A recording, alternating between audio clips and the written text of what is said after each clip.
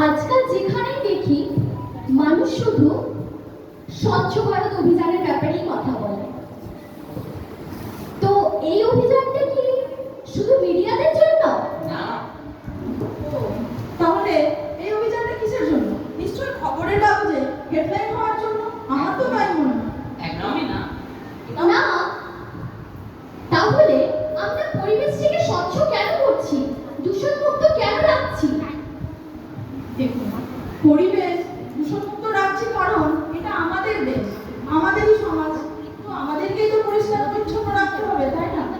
আমরা কি করি, কোনো একদিনের জন্য হয়তো পরিষ্কার পরিচ্ছন্ন রাখছি, কিন্তু সেটা কি মানে খুব ভালো দেখায়? আমরা প্রতিদিনই স্বচ্ছ রাখবো, পরিষ্কার পরিচ্ছন্ন রাখবো, কারণ এটা আমাদের সমাজ, আমাদেরই দেশ।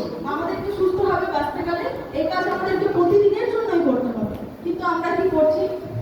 আমরা কি তাহলে সেটা করি? করি না। আমরা কি করি চলুন দেখে নিই।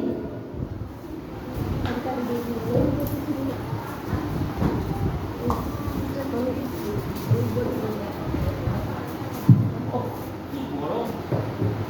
ওহ, কি গরম! এই গরমের মধ্যে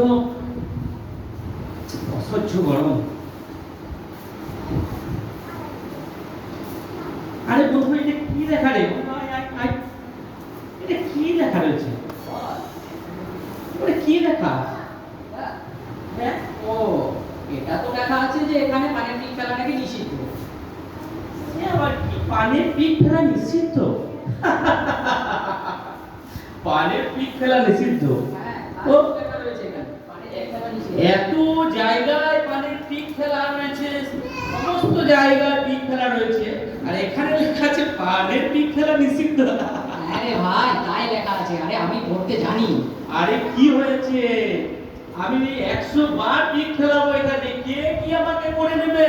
হ্যাঁ, হ্যাঁ, তাই নাকি? দেখ দেখ দেখ, তুই দেখ না, দেখ আমি কি কিরকম ফেলাচ্ছি। দেখি দেখি।